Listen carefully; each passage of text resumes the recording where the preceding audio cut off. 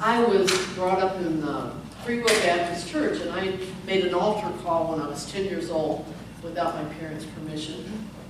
I was immediately told by my mother that she and my dad were no longer responsible for my sins. It's all on me. And then I got baptized, and I didn't know how to swim, and it was a traumatic experience. But the worst part was we came home to the baptism, and we were playing Old Maid and Fish and these different card games and whatever. And one of my older cousins said, it was such a shame that playing cards was a sin. And I'm like, oh my God, there's no hope for me. I'm already in deep doo-doo, right? And then somebody said, yeah, and dancing is also a sin.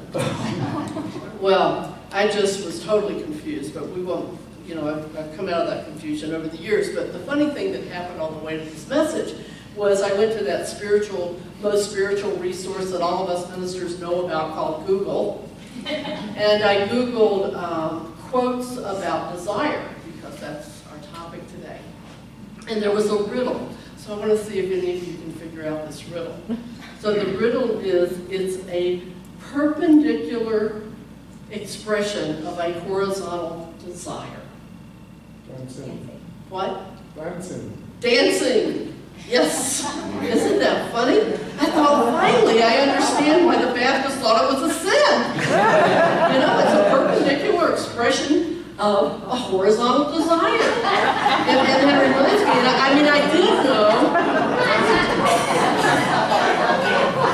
I did know that the reason that my relatives who are Baptists don't dance is because they don't make love laying down.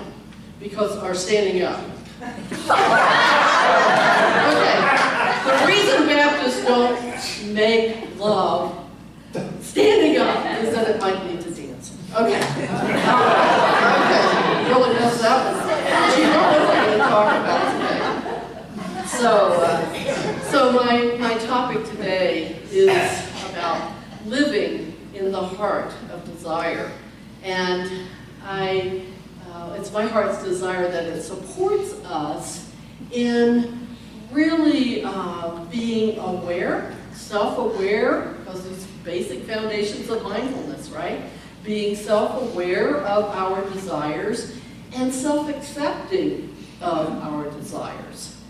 And but the human condition is that we get so attached to our desires that suffering happens.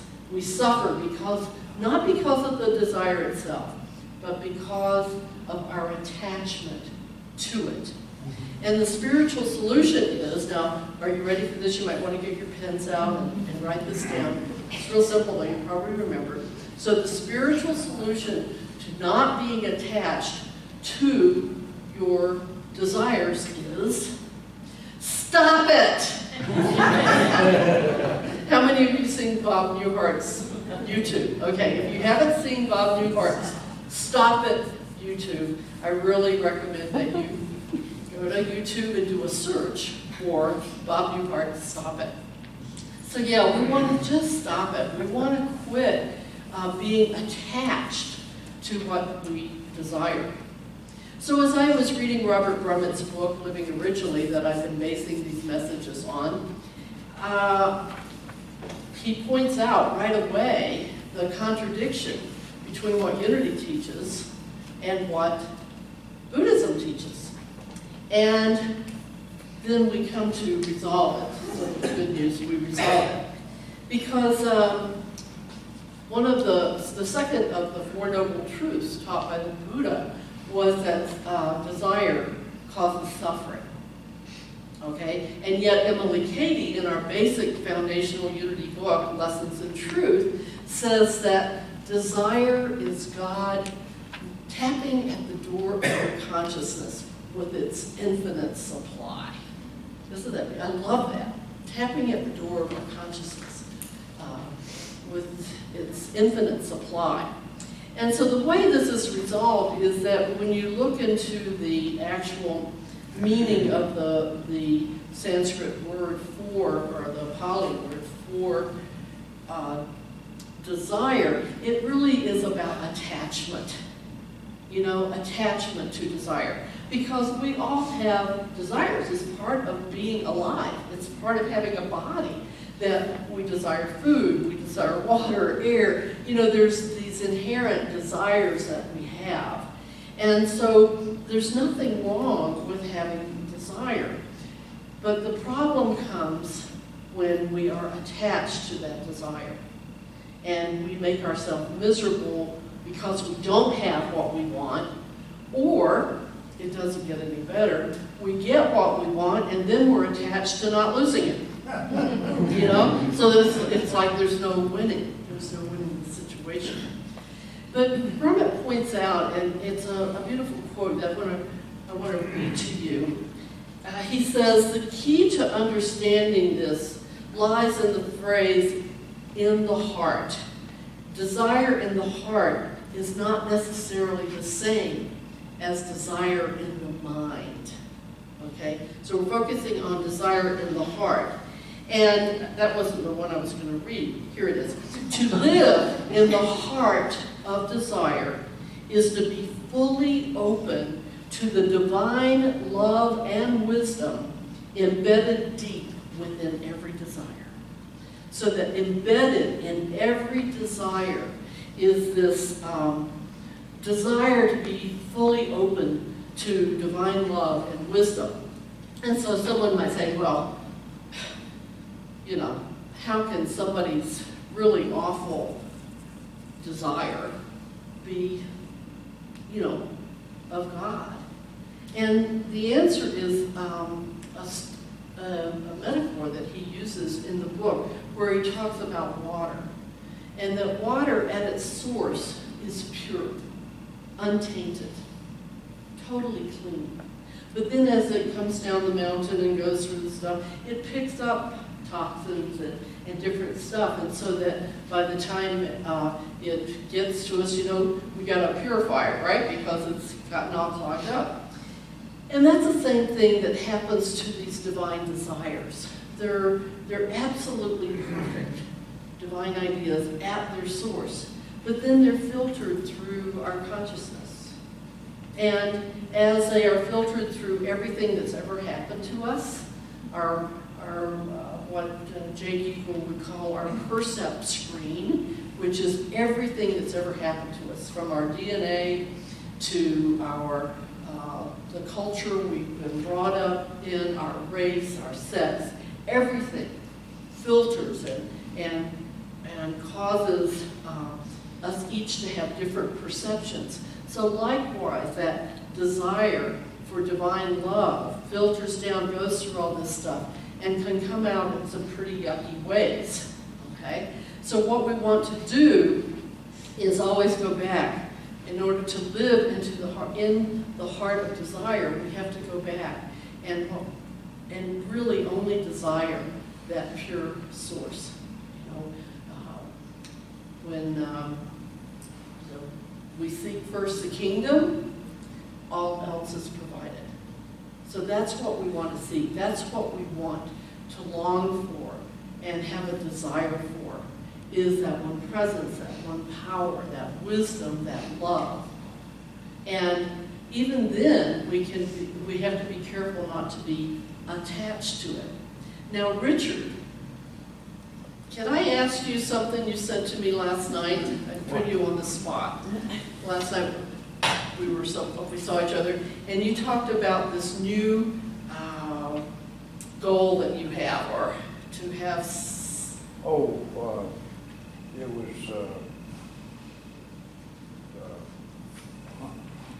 You put me on the spot. I know. Choiceless awareness. Choiceless awareness. And that stuck with me.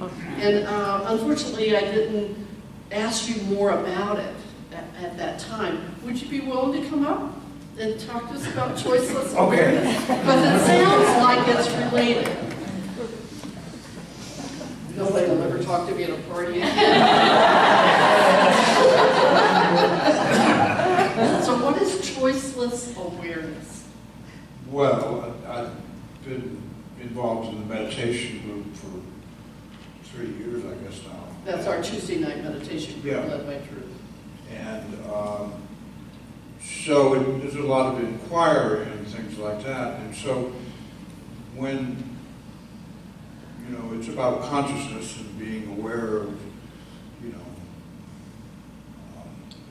this greater consciousness, of unity consciousness, as we call it. But your thoughts oftentimes get in the way and interfere in having a clearer consciousness or awareness. And if you don't choose anything, if you don't choose any thoughts, then you're a lot clearer. You're in that pure consciousness. But by, you know, when we grab onto thoughts and things, it takes us away. So choice is awareness, is you're making no choice. You're just in awareness, pure awareness, and no, not grabbing onto anything and hanging onto it. Attachment. And that's about as attachment, yeah, which is desire. You know, definitely desire, which can be a good thing. You know, these are all God-given things. You know, the ego and desire and all these gifts that we have, but we often lose control of them. And so by, you know, not choosing to do those things, you can be more at peace with yourself. And your, what's So in between your choiceless- ears. Choiceless awareness. You know. Being on the spot, that's the best I could do.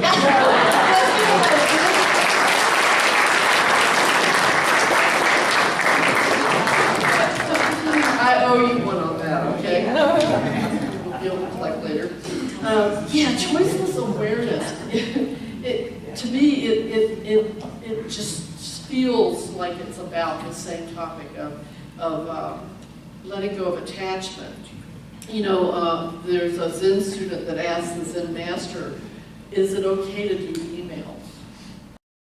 And the master said, absolutely, of course, just no attachment.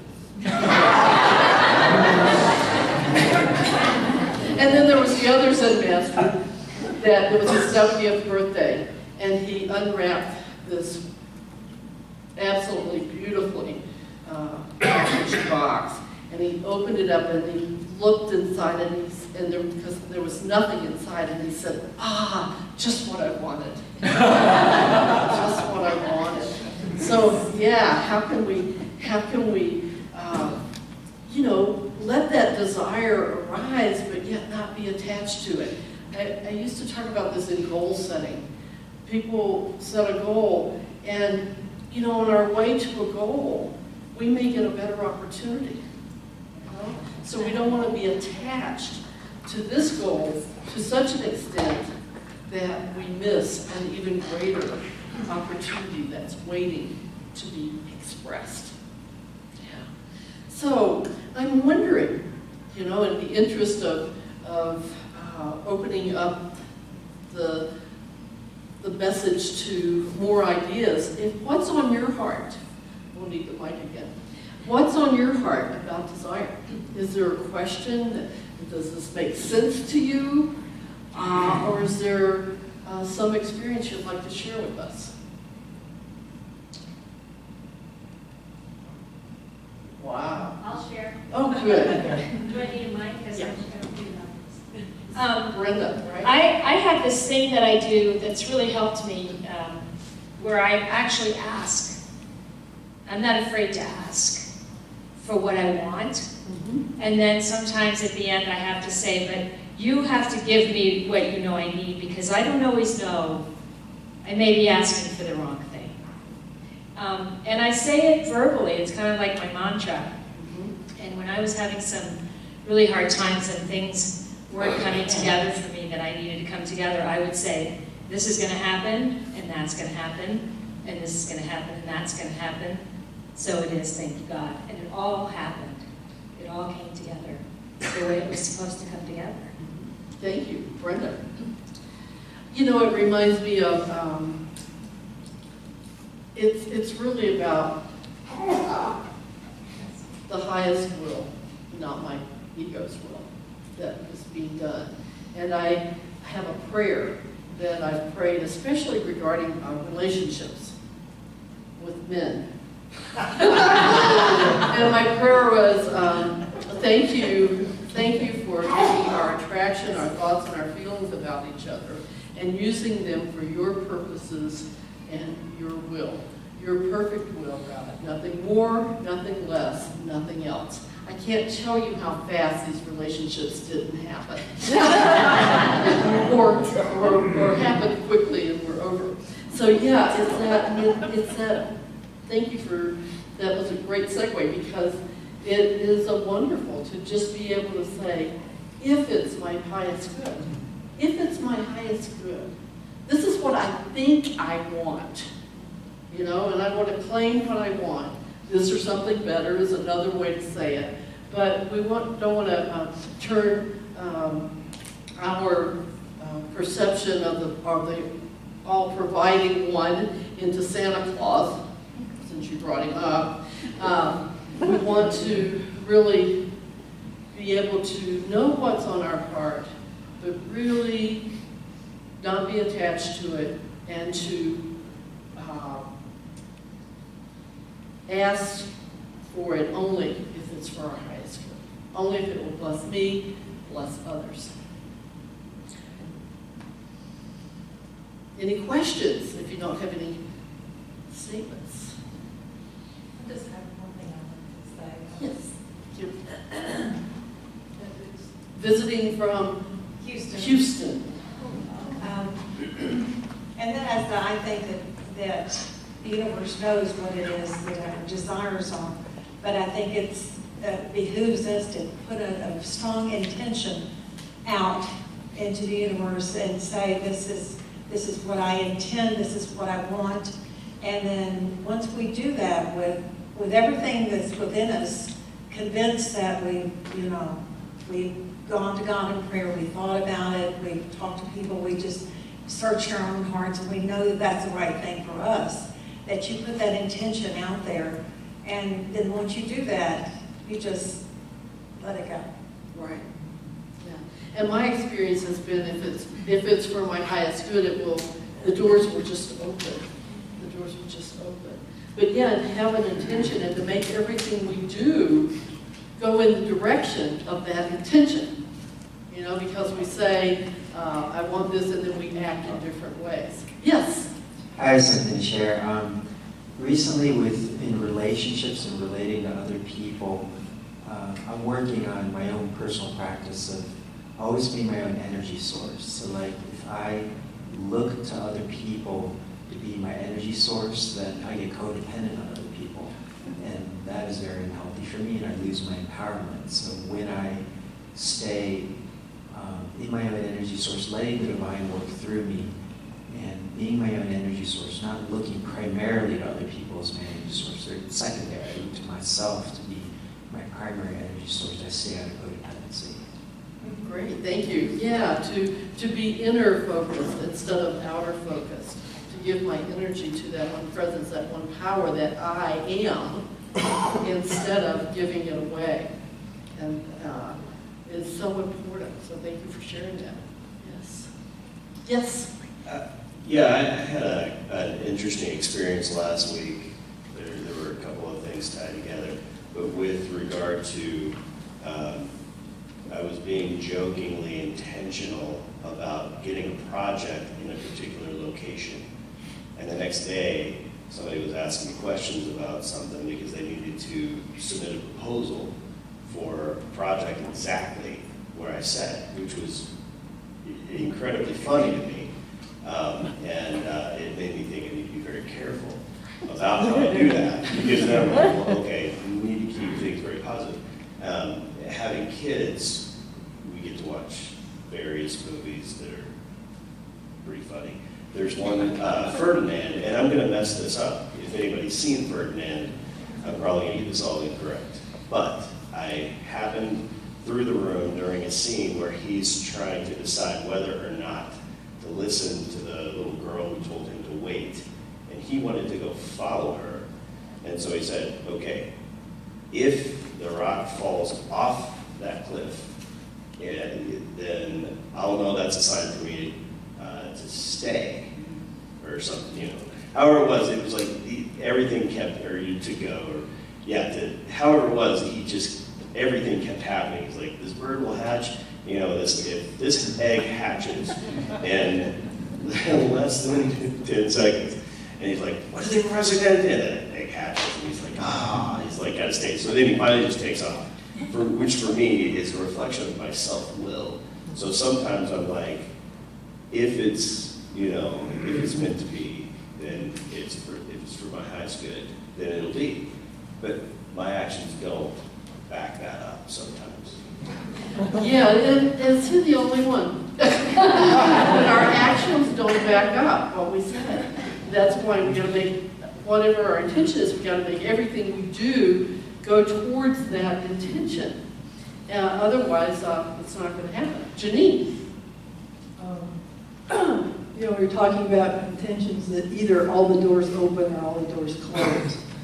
And I find that, in my life all the time, if I come up with an idea or an intention or a desire, either all the doors open or they close. And where I get into trouble, when the doors open, and I'm afraid to step through. And I find myself, periodically doing that. And that's when I really turn back to my unity principle, because I know the truth, and I always seem to move forward in the right direction. But I do find myself hesitating sometimes. He who hesitates is what? Lost. Yeah, but to not be impulsive and to not be wise in taking that step, when the door opens, to really, get out of the head into the heart and follow that divine guidance. Yeah, thanks to me. So how do we put feet on this message today? How do we make sure or ensure that we do not get attached to our desires? Well, we know prayer and meditation is the first way. And so in that prayer and meditation, it's about mindfulness. And so what we want to do is we want to turn within, and we want to be aware. Self-awareness, that first foundational practice in mindfulness, to be aware of what we desire. And then to be accepting of what we desire. To even be accepting if we realize we're attached to that desire. To acknowledge it all, to accept it all, and then to take our attention off of that desire and just be aware of what feelings are going on in our body. What are our bodily sensations? What feelings are we having? What emotions might be there? So that we can clear out all that stuff that comes down from the pure source. And to know that to seek first the kingdom, to seek first that presence, that power, and to then allow it to reveal what needs to be revealed, to heal what needs to be healed. And so I celebrate that we each, go out from here today more committed than ever to accepting and acknowledging and accepting our desires, and ensuring that we are not attached to them. Because again, it's the attachment to them that causes us to suffer. And we don't want to suffer. So we say to suffering, stop it, right? And let's begin doing that right now in a sacred time of sharing prayer.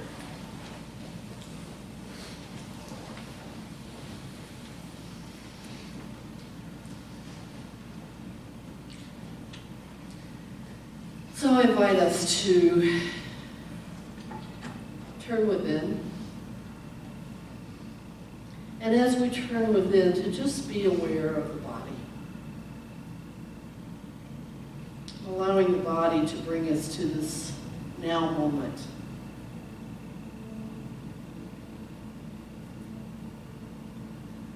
Being aware of whatever sensations we might be feeling in the body.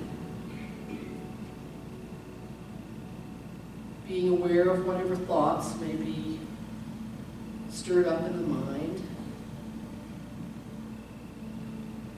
And just letting them be, allowing them, accepting them.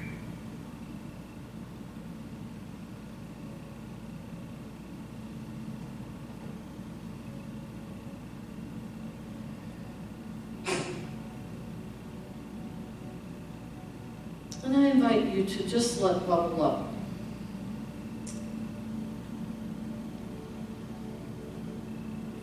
A desire that you have.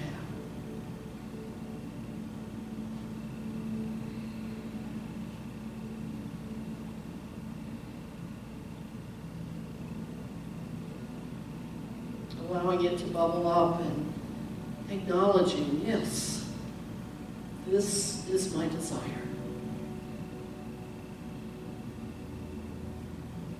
Not judging the desire, just accepting that this is a desire that I have.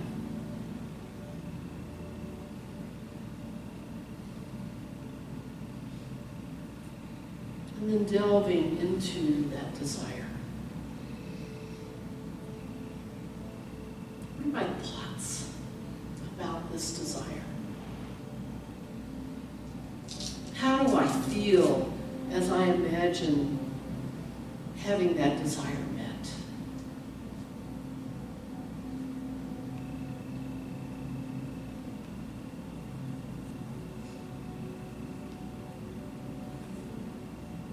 What comes up for me with the possibility of that desire not being met? Can I acknowledge that? Can I even accept that?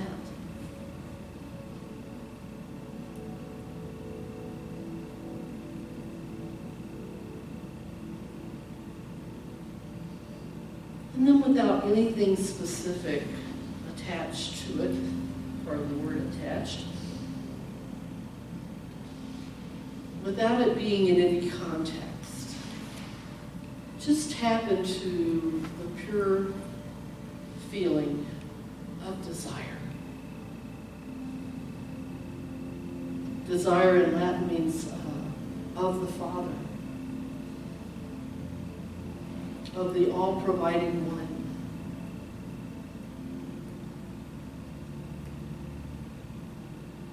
And just be aware of what that desire feels like when it isn't attached to, in the context of any object or person or experience.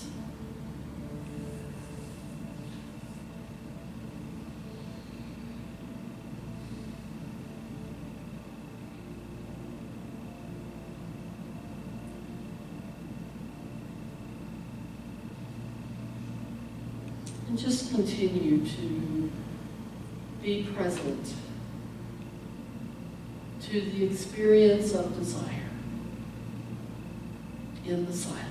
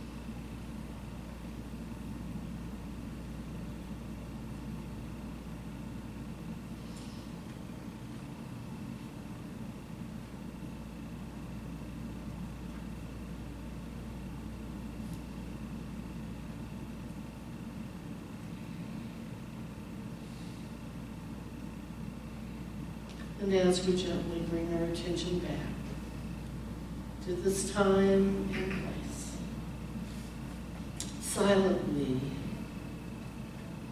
allow your heart to overflow with gratitude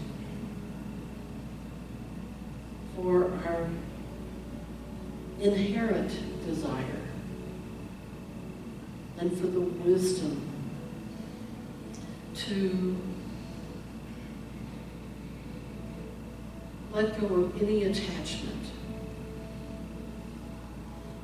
to any object of our desire, any person, any experience, any situation.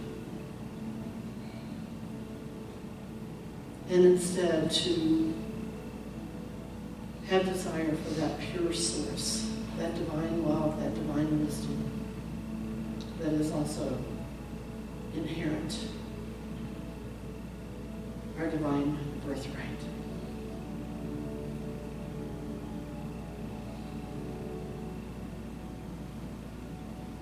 So for the wisdom to desire without attachment,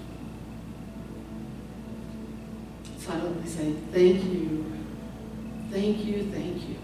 that this is my truth,